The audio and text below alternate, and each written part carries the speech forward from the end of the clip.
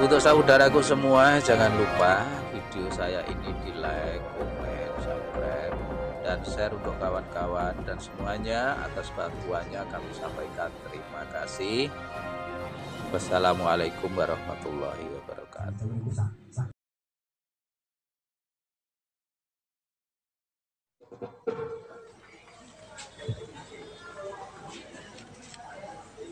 Salam Muhammad.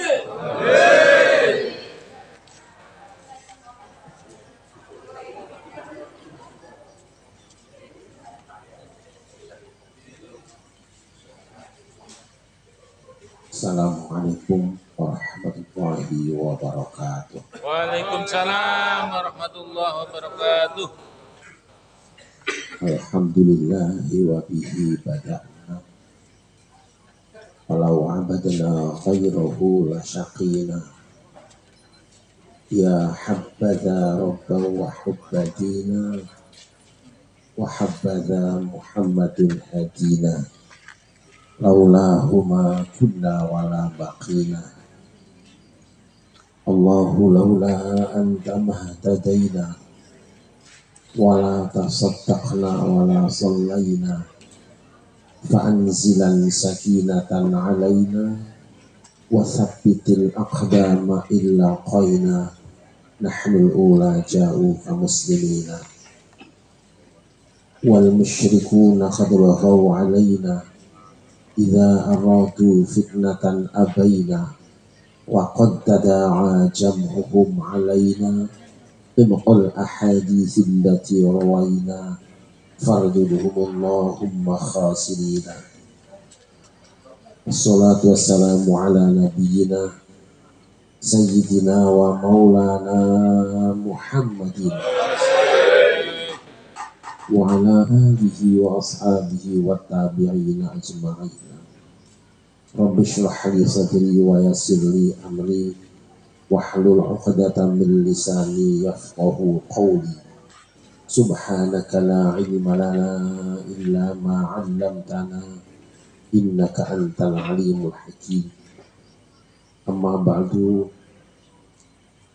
Hadratal mukarramin, para alim ulama, para kiai, para sesepuh, para tokoh masyarakat, bil khusus pengasuh pondok pesantren,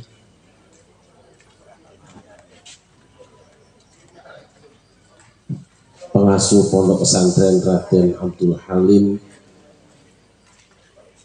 serta Ibu Nyai dan Ahlul Bait, para Gus, segenap aparatur pemerintahan yang berkenan hadir, Bapak Ibu, hadirin hamba-hamba Allah yang dimuliakan. Baru saja kita sudah mendengarkan paparan ilmu dari Kanjeng Raden Haryo Tumenggung Fakih Wiro Hadiningrat. Tentu ini menjadi pelajaran untuk kita semua, paling tidak bahan kajian yang saya cintai dan saya banggakan teman-teman PWI yang hadir malam ini. Alhamdulillah, dengan izin Allah pada malam hari ini kita semua dipertemukan di tempat yang mulia ini. Harapan mudah-mudahan apapun yang kita lakukan semenjak dari kediaman masing-masing sampai dan selama di tempat ini hingga kembali nanti dicatat dan diterima sebagai ibadah di hadapan Allah Subhanahu wa Ta'ala. Salawat dan salam kita sanjungkan ke haribaan baginda Nabi besar Muhammad Sallallahu Alaihi Wasallam serta seluruh keluarga dan sahabatnya, juga tercurah pada kita semua selaku umatnya yang selalu berusaha dan berupaya untuk berjalan sejalan dengan sunnah-sunnahnya. Harapan mudah-mudahan hari kiamat nanti kita semua mendapatkan syafaatnya. Allahumma Allahumma. Seorang mantan presiden dibully oleh sejumlah pakar. Beliau dituduh ijazahnya palsu. Ramai di seantero jagat. semua orang elek-elek, tapi beliau diam. Lama-kelamaan rupanya beliau ingin juga menenangkan suasana dan menyelesaikan masalahnya. Maka beliau sekarang mengajukan persoalannya kerana hukum dan melaporkan kepada pihak yang berwajib. Ini adalah contoh pemimpin yang benar-benar mengerti persoalan.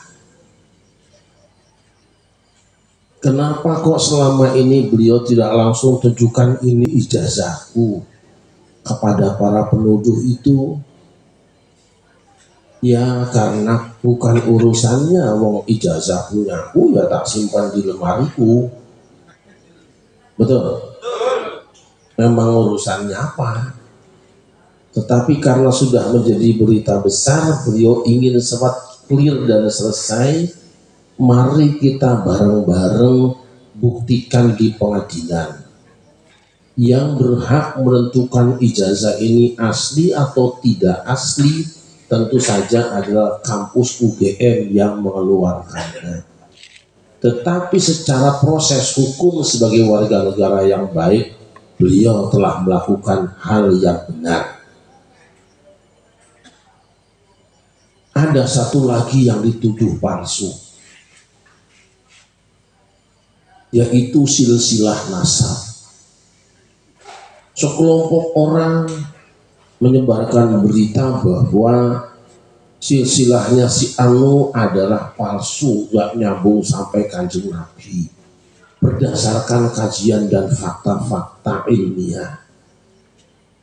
Menurut saya ya paling enak lapor polisi, kok yora. Kira-kira kalau mereka yang dituduh nasabnya palsu lapor polisi, kemudian ditempuh jalur hukum, panjenengan setuju nggak?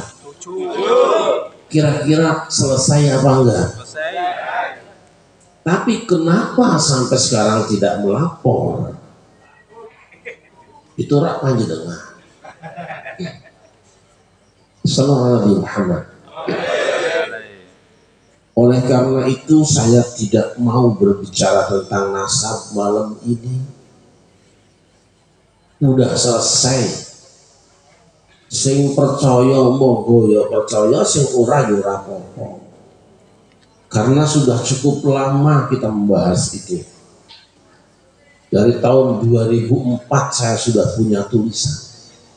Baru 2023, 2024 kita ingin ada pembahasan tuntas. Tempatnya bukan di pengajian umum, tempatnya bukan di tengah masyarakat. Ayo tempatnya di sumber ilmu. Maka saya Padepokan Dakwah Sunan Kalijaga mengadakan seminar nasional dengan mengundang seluruh pakar dari segala bidang di kampus Universitas Islam Negeri Syarif Hidayatullah Jakarta. Robito Alawiyah juga kita undang, ada fotonya. Perkara tidak datang itu hal lain. Tapi tanggung jawab kita sudah kita sampaikan. Semua Nabi Muhammad. Bis kita cerita saja. Allah Subhanahu wa Ta'ala mengumumkan kepada para malaikat tentang satu rencana produk baru. Wa idz qala rabbuka lil malaikati inni khaliqum basharan min salsalin min hama'in masnun. Wa idza sawaituhu wa nafakhtu fihi min ruhi faq'u lahu sajidin. Kira-kira terjemah gampangnya begini. Malaikat, sebentar lagi aku akan menciptakan makhluk baru yang berkulit kasar berbahan tanah kering. Jika nanti sudah selesai fisiknya dan sudah aku instalkan ruh padanya, sujudlah kalian semua.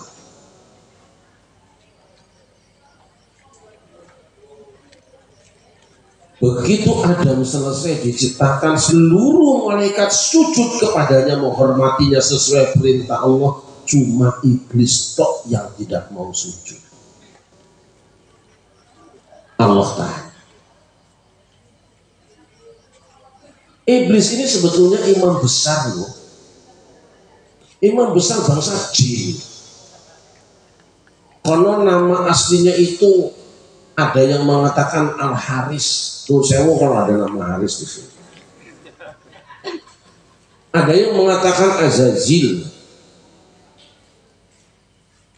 Kenapa kamu tidak ikut sujud menghormati Adam sedangkan aku memerintahkannya? Iblis jawab, ana khairun minhu.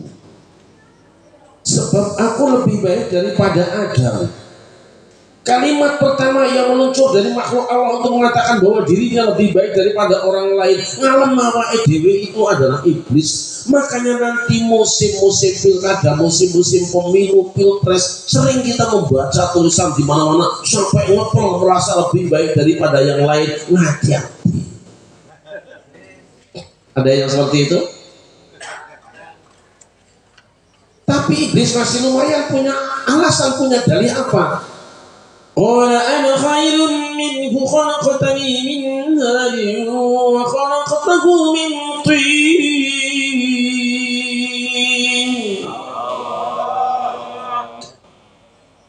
Kenapa kau katakan bahwa kamu lebih baik daripada Adam? Iblis menjawab, ana khairun minhu khalaqtani min nar. Engkau telah menciptakan aku daripada api, sedangkan Adam kau buat daripada tanah. Aku turunan api, sedangkan Adam turunan anak tanah. Aku bin api, Adam bin tanah. Nasabku, silsilahku lebih mulia daripada Adam.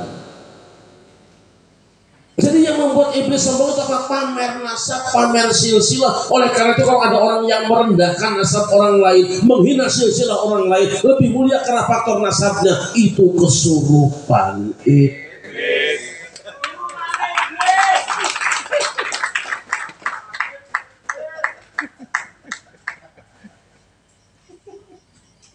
Akhirnya Allah membuat putusan.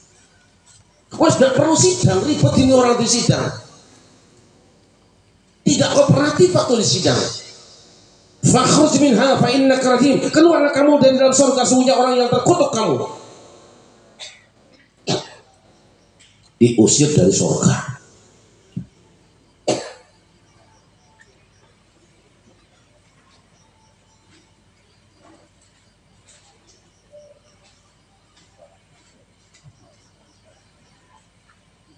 Seakan Allah mengatakan, memberi nasihat pada kita. Iblis walaupun sudah lama beribadah, rajin beribadah, dia pernah berjuang cukup lama, tapi karena pamer nasab diusir dari dalam surga. Indonesia adalah negeri surga terindah di dunia. Sampai seorang ahli Tontowi, wartawan dari Timur Tengah, mengatakan, yaumun fil jannah, satu hari dalam surga. Yang kumasukkan dengan surga bukan surga di akhirat, bukan jannatun na'im, karena untuk masuk ke dalamnya terlalu sulit. Yang kumasuk dengan surga itu adalah surga dunia. Surga dunia bukan Swaziland, surga dunia bukan Palestina, surga dunia bukan Yaman, surga dunia bukan yang lain. Surga dunia ada Pulau Jawa di Indonesia. Berarti Pulau Jawa ini oleh orang Arab dikatakan sebagai surga. Pantas kalau orang-orang dari manapun datang ingin masuk ke dalam surga. Silakan iblis masuk surga, silakan malaikat masuk surga, silakan siapa masuk surga, jin masuk surga, boleh siapa masuk surga. Syaratnya apa?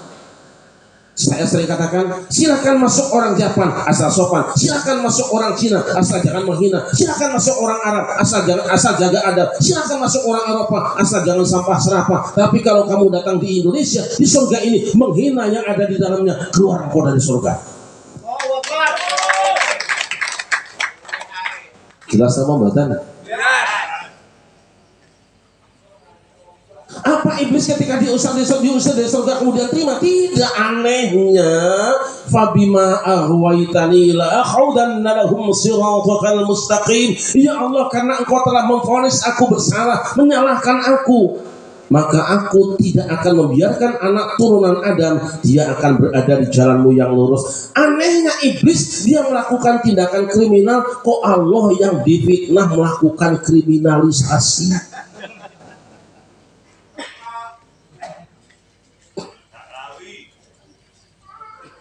Jangan begitu lah, saya juga setuju kok. Dia melakukan kriminalisasi, menghina seseorang, menjatuhkan pemimpin bangsa, menghina tokoh Indonesia. Begitu dihukum kok malah mengerahkan orang mengatakan dikriminalisasi. Jadi begitu. Kalau ada orang seperti itu berarti dia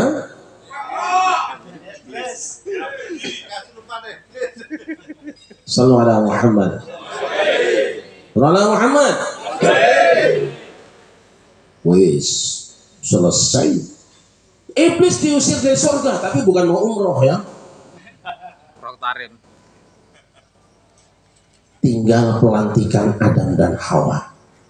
Adam dan Hawa dilantik di dalam surga sebagai presiden dan wapres. Apa iblis tenang? Paling tidak tenang karena calonnya kalah.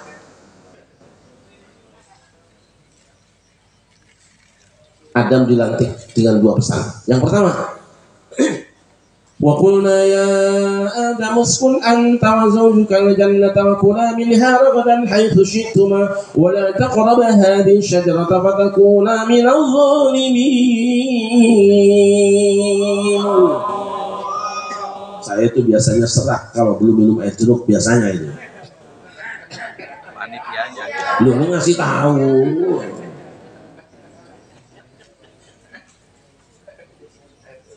Hai Adam, tinggallah kamu dan istrimu dalam surga ini. Silakan kamu nikmati fasilitas yang ada di dalamnya dan rezeki yang berlimpah yang kuberikan pada kalian berdua. Tapi satu pohon ini jangan kamu dekati, sebab kamu akan jadi orang yang zalim. Walaupun pohon itu ada di kebunmu, ada di halamanmu, dia akan cair dengan tanda tanganmu dan stempelmu. Jangan ambil itu pohon walaupun berada di sekitarmu. Jangan diambil, apalagi di pagar lautannya. Jangan, dan yang kedua, inna hadza adullaka wa li zawjika fala yukhrijannakuma minal jannati fatashqa. Sesungguhnya setan ini dan ini musuhmu dan musuh istrimu, musuh gerotanmu, sampai kapanpun dia akan jadi musuhmu. Maka jangan kamu dengarkan ucapannya. Kalau nanti dia datang padamu, jangan kamu terima, jangan diskusi dengan dia, jangan bicara dengan dia, apalagi dukung koalisi bersama dengan dia. Ayam Adam dengan istrinya. Iyalah setan silaturahmi. Memangnya setan mau silaturahmi? Setan paling rajin silaturahmi, terutama musim pilkada.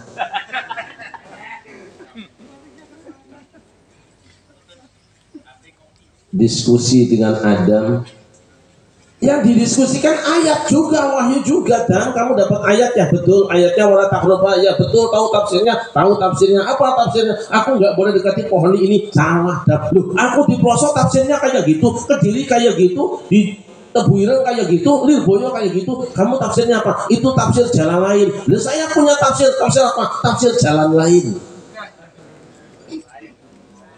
Apa tafsirnya? Manahakuma rabbukuma an hadhihi syajarati illa an takuna malakaini aw takuna minal khalidin. Dan justru kamu tidak boleh mendekati pohon ini. Kalau kamu dekati dan kamu makan buahnya, justru kamu akan jadi malaikat, naik pangkat, dan kamu kekal di dalamnya, tidak akan di-impeachment, tidak ada pemakzulan. Adam mula-mula tidak percaya. Ini tafsir aneh. Rupanya hasil kuliah di luar negeri ini tafsirnya baru. Setan sumpah, aku sumpah wahai Adam, apa yang kukatakan ini semata-mata demi kebahagiaan kamu. Nah, sumpahnya tim sukses begitu biasanya. Akhirnya Adam dan Hawa jatuh dari surga. Cuma satu kali pengajian tafsir anyar. Sallallahu Muhammad.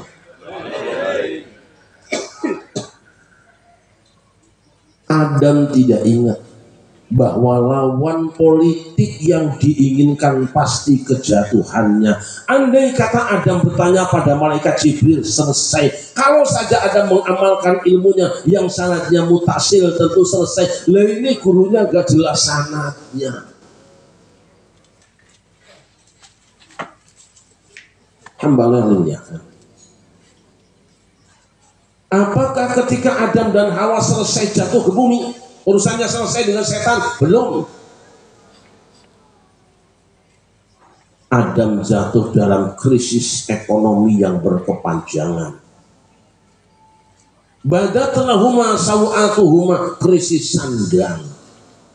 Dan yang ketiga, desintegrasi rumah tangga gara-gara mengizinkan ustadz yang menafsirkan senak secara peudale dewe, rusak pengajian.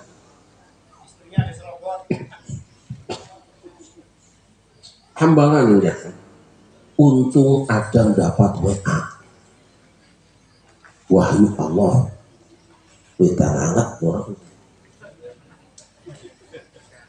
فتلقى آدم من ربه كلمات فتاب عليه إنه هو التواب الرحيم. Lalu Adam menerima beberapa kalimat dari Tuhannya, ia pun bertobat dan diterima tobatnya. Sungguh Allah Maha Penerima tobat lagi Maha Penyayang. Apa yang diterima kanjeng Nabi Adam bisa hadir mutasil, dengan sanad yang mutasil. Langsung Allah ijazahkan kepada kanjeng Nabi Adam. Apa yang dijazahkannya? Istighfar. Rabbana ya Rabbana Zalamna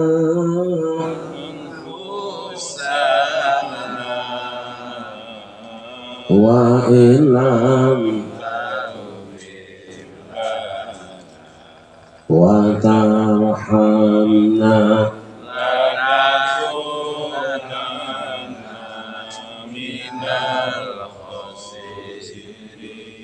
Pendapat kedua mengatakan waktu itu kanjeng Nabi Adam bertawassul dengan baginda Nabi besar Muhammad.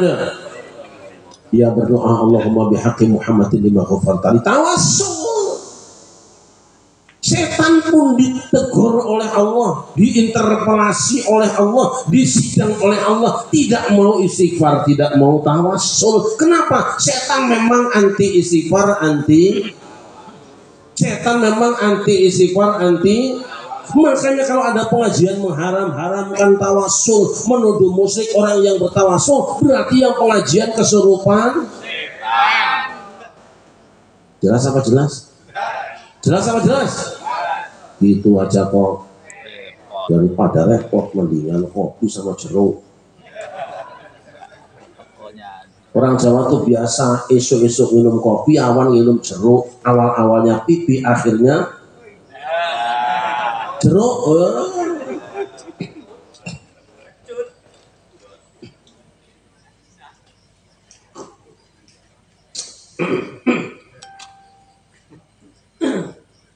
Hamba Allah yang dimuliakan. Wah, kumpul kembali Adam dan istri. Rukun kembali rumah tangganya karena baca Panjenengan punya dosa Pak? Benar. Banyak. Yuk kalau punya dosa kita bareng-bareng toh.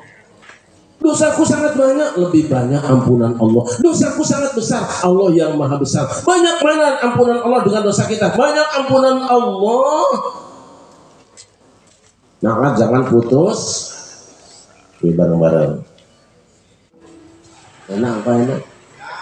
Dialah pengasih Dan penyayang kepada semua insan. la la la la la la, janganlah ragu Atau bimbang pada keagungan Tuhan, betapa maha besarnya. malang nasibku. Masya Allah. Sallallahu alaihi Muhammad. Digiringlah kaki Adam dari India sampai ke Jabal Rahmah bertemu dengan istrinya. Konon 300 tahun desintegrasi rumah tangga gara-gara pengajian yang rusak tadi itu. Pengajian gak pakai ayat, pengajian hoak, pengajian bohong. Dan kalau kamu makan buah ini kamu nanti jadi malaikat. Alah, pengajian kok goroh, hoak.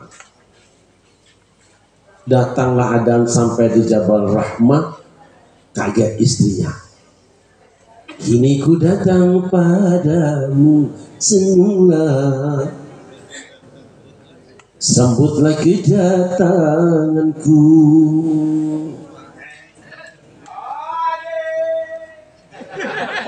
Kakang dari mana saja dari tadi? Sebetulnya dari tadi Kakang udah sampai sini, cuman kan air jeruknya baru datang. Ku tahu engkau lama menunggu untuk memang sengaja ku menggodamu, ingin tahu hatimu semula, sambutlah kedatanganku, curahkan segala isi hatimu. Akhirnya minum air jeruk.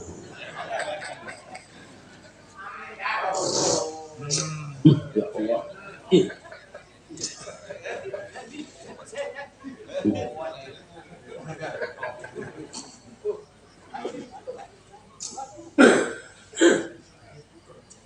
Bahagia rumah tangga Adam. Datanglah pengumuman Allah. Wa idh qala rabbuka lil malaikati inni ja'ilun fil ardi khalifah qalu ataj'alu fiha man yufsidu fiha wa yasfiku ad-dima wa nahnu nusabbihu bihamdika wa nuqaddisu lak qala inni a'lamu ma la ta'lamun.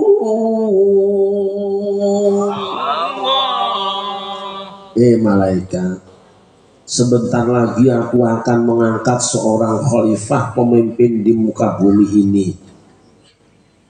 Malaikat protes, menyampaikan nota keberatan. Atajalu fiha man yufsidu fiha wa yasfiku dima?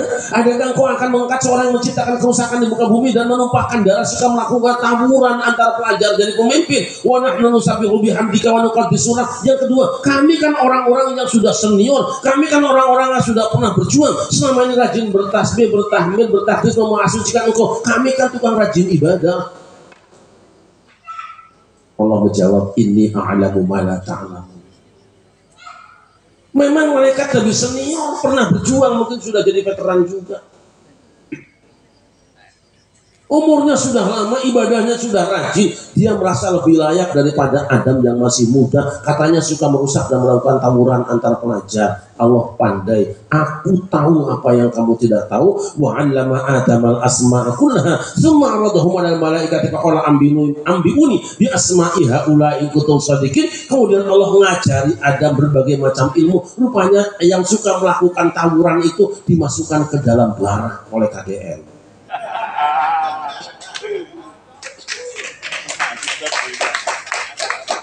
Yang selama ini dino-ino jangan dihina. Kerjamu KPAI apa? Gaji 26 juta tiap bulan, kok anak-anak gak diurusi?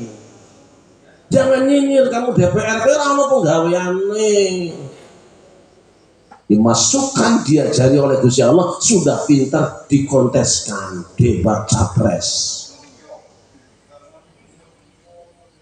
Malaikat, ayo nak, kamu Adam yang baru keluar dari barak itu, sebutkan nama-nama ini. Bisa semua. Malaikat ditanya gak bisa. Maka yang layak jadi khalifah itu adalah Adam. Walaupun umurnya lebih muda, walaupun bahannya tanah, lebih layak jadi pemimpin, lebih layak dihormati daripada malaikat yang dibuat daripada cahaya dan lebih senior. Dari sini kita ambil pelajaran bahwa orang yang berilmu lebih baik daripada orang yang bernasab mulia. Maka kalau ada orang mengatakan 70 kiai yang pinter dibandingkan dengan kaki seseorang yang nasabnya hebat, lebih hebat ya kakinya yang orang gila tadi, walaupun dia tidak pinter. Ajaran dari mana, Mas?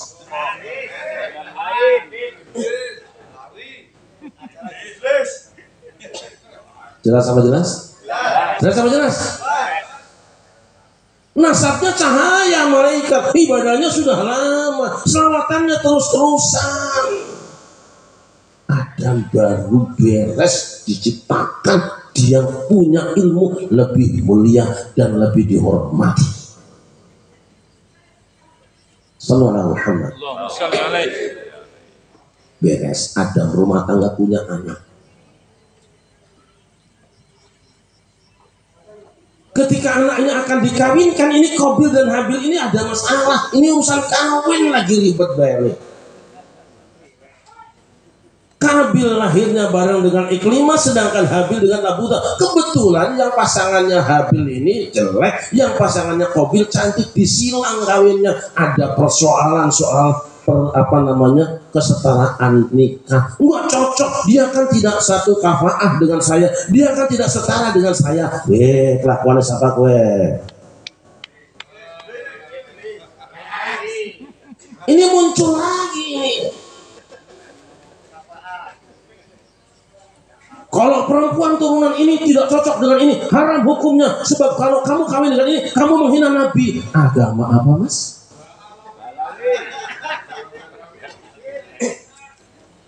Aku nggak ngomong loh ya. Siapa yang kawin dengan perempuan ini, maka dia telah zina, dia telah menghinakan Rasulullah. Dan cok wes gitu.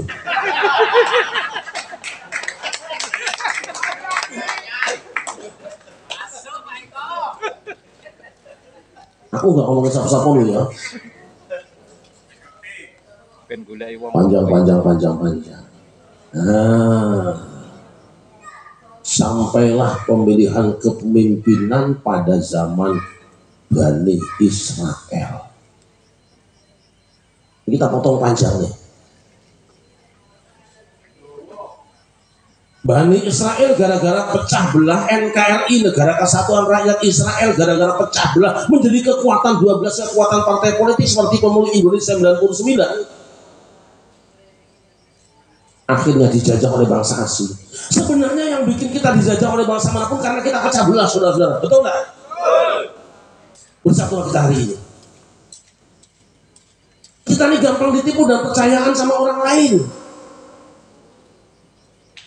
Gampang kemakan hoak, apalagi yang ngomongnya tuh bawa ayat satu biji aja ayatnya udah percaya banget. Ingat cerita kancil sama gajah nih. Kancil kesemprong sumur, gajah lewat. Cil, kowe ngopo ndelek nang kono? Kancil itu walaupun kecil pinter. Ngapusi. Cah, delok. Langitnya mau ambruk dulu. Mongko aku ndelek nang kene iki. Wah, iya tuh. Padahal cuma awan yang bergerak-gerak. Tidak kualifikasi, tidak tabayun, percaya mai dengan pengajian dia. Kancil dalam keadaan krisis hidup, pengajian gue. Gajah percaya. Tolong diangkat aku kalau mau ikut. Jangan aku ikut. Ini khusus buat aku sendiri. Gak boleh. Terus tangan tempel gue piye? Gini Cang. Gajah. Kalau kamu memang pengen tinggal di sini supaya nggak kena langit yang genteongan itu, ya aku angkat di atas, badanmu kan gede, kancil diangkat, gajahnya memplomot Gajah, kowe tak kandani, kena melu aku nok dhuwurmu. Gajah, wis eneng dhuwurmu, saiki tak nyolok aku bisa metu gajah tak apusi jalaran koe cire saiki selamat tinggal nganti ketemu maneh jane sing ngobah kae ora liya megane mangerti yo janjane sing tak apusi koe. Gajah tinggal kabur. Nah, Kancil boleh berjalan sekian tahun ketemu keong. Keong ini punya semangat kebangsaan dari Sabang sampai Merauke. Punya ukhuwah watonia. Kancil mentang-mentang sudah kalahkan gajah, dia merasa jago lari. Keong mau aku cemek ngono dulu. Kapan mau sampai kau? Balap sama saya. Keong main WA. Semua keong dari Sabang sampai Merauke dapat postingan. Asal ada panggilan keong, semua bunyi kuk yang paling depan. Mulai Kancil lari keong, kuk, terus dengar. Lari ke keong, kuk, dengar. Akhirnya apa? Kancil yang hebat, yang super power dikalahkan oleh persatuan dan kesatuan bangsa keong dari Sabang sampai Merauke. Maka walaupun bangsa Indonesia badannya kecil-kecil, pendek-pendek, hidungnya pesek, napasnya bengek, bau ketek, asal kompak Sabang sampai Merauke, jangankan cuma bangsa kecil, bangsa manapun pasti akan kita kalahkan, saudara.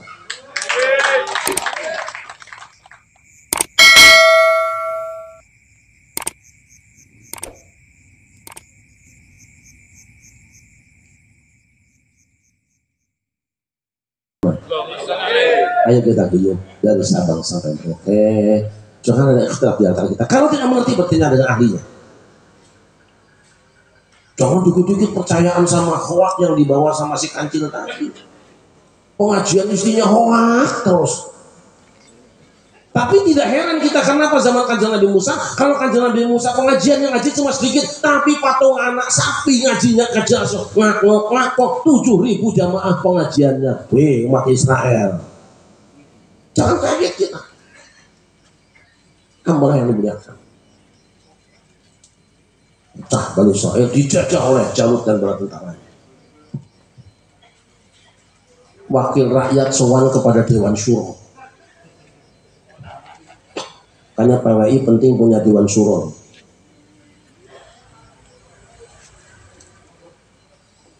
Nabi Samuel. Dewan Syuro itu yang setiap saat berkomunikasi dengan Allah. Tuan Nabi ini NKRI, Negara Kesatuan Rakyat Israel, dijajah, dikuasai oleh Jalut dan pasukannya. Terus nanti kami ingin punya pemimpin yang baru. Turun SK. Innallaha qad ba'atsa lakum Taluta malika. Hai Bani Israel, Allah telah memutuskan untuk mengangkat Talut menjadi panglima perang kamu, jadi presiden kamu, jadi raja kamu. Protes lagi, emang kerjaan Yahudi protes mau demo gitu. Anna yakunu lahul mulku alaina wa nahnu ahaqqu bil mulki minhu wa lam yu'ta sa'atan minal mal. Wahai Kanjeng Nabi Samuel, bagaimana Talut akan diangkat jadi pemimpin kami sedangkan dia bukan turunan pemimpin dan dia tidak punya harta yang banyak. Aku yang turunan pemimpin, seharusnya aku yang dimuliakan seperti para pemimpin kami. Sesuai turunan dong Tuhan. Masa ini kan gak ada turunan bener orangnya nih, lagi pula gak punya duit yang cukup. Tapi Allah jawab, innallaha sofahu alaikum wazdadahu basatan fil ilmi wal jismi. Allah tidak ngurusin turunan siapa dia, Allah tidak ngurusin hartanya seperti apa dia, tapi dia diberi karena apa? Karena fisiknya kuat ditambah ilmunya yang lengkap. Jadi Allah seakan mengatakan seorang yang punya ilmu lebih mulia daripada orang berharta dan turunan yang mulia. Maka kalau ada orang yang mengatakan bahwa karena turunannya orang dimuliakan lebih mulia daripada kiai yang 70 orang, maka ini saya tanya ajaran dari mana?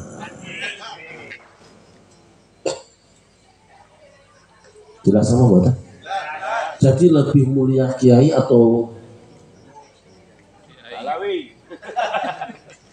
andai kata pun benar panjenengan turunannya Kanjeng Nabi, panjenengan benar turun Kanjeng Nabi, tapi panjenengan bodoh mulang apa karo akeh iku.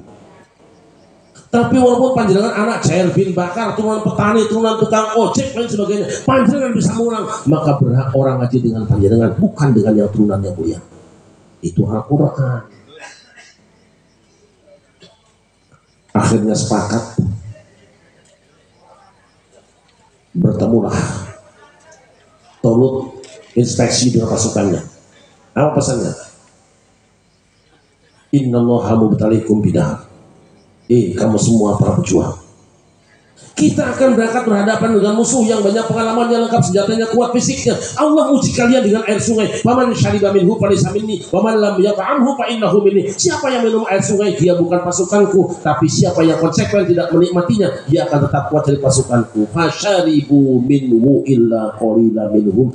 Pengurus perjuangan, pengurus PWI, pengurus pada suka, pengurus negara, awas kamu akan digoda dengan air sungai. Jangan kau ambil, sebab dia ada yang berhak menerimanya. Mayoritas pejabat malah minum air sungai, korupsi. Apa jadinya? Setelah minum air sungai, bertemu dengan musuh-musuhnya, la taqata lana al-yawma bi Jalut wa Junudi. Tidak sanggup kami berhadapan dengan Jalut dan pasukannya. Rupanya semakin banyak harta, bukan semakin berani. Korupsi bikin orang ketakutan dalam hidupnya. Maka walaupun mereka bebas dari hukuman, dalam hatinya mengatakan, aku takut satu saat akan diambil oleh negara. Dan lagi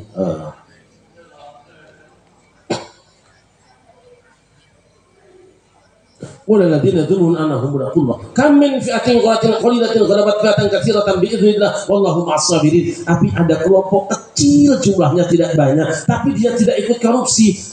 Tidak sedikit manusia yang jumlahnya kecil tapi dapat mengalahkan yang lebih banyak dengan izin Allah, karena izin Gusti. Akhirnya yang memenangkan peperangan lewat seorang jenderal muda, Daud namanya. Daud ini dilalah setelah merdeka NKRI, diangkat jadi menantunya Jenderal Tolut. Tapi antara menantu dengan Jenderal Tolut ini ada masalah. Kenapa? Semakin lama-lama jenderal muda ini semakin tenar, mertuanya cemburu. Akhirnya Jenderal Daud pergi ke luar negeri, dia kan pakar senjata, ahli bikin pandai besi. Setelah mertuanya meninggal dunia, Jenderal Daud diangkat menjadi presiden 2000.